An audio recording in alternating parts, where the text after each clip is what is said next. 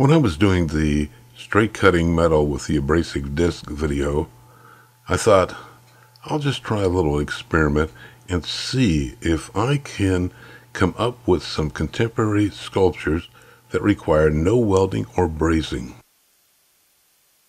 So what I've come up with is two examples of brushed steel. And here I am using just bolts and nuts and no welding or brazing.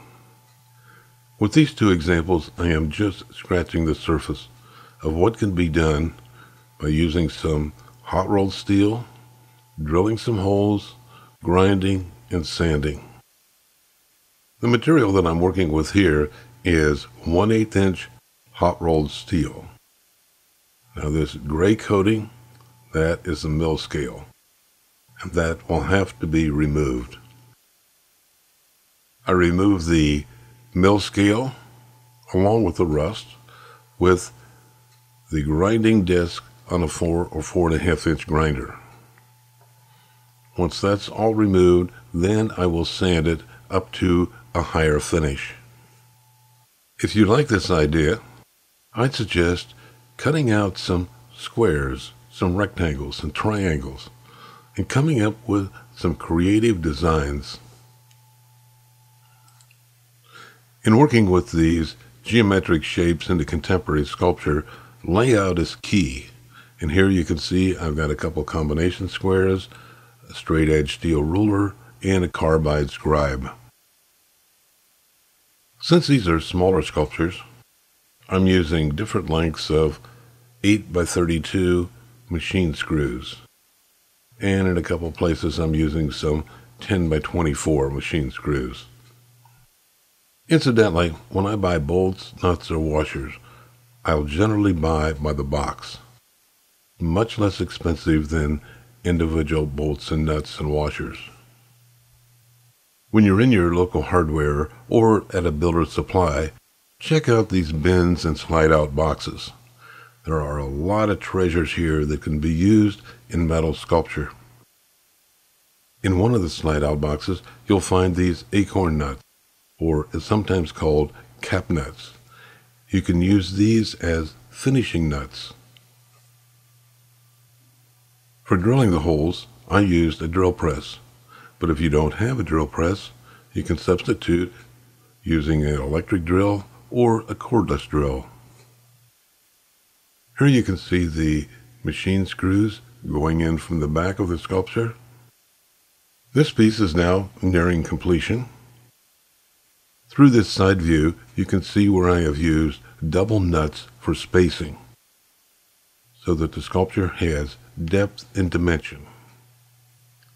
Since I have already used 4 of the acorn nuts, I don't want to add 6 more. So what I've done is epoxied in, using 2-part epoxy, epoxied in the standing machine screws. Let those dry.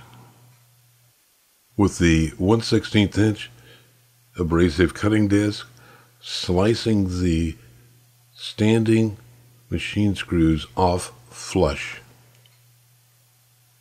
A quick smoothing out with the sanding disc, and the piece is finished. For this second sculpture, I primed the back of all the pieces using a standard automotive aerosol primer.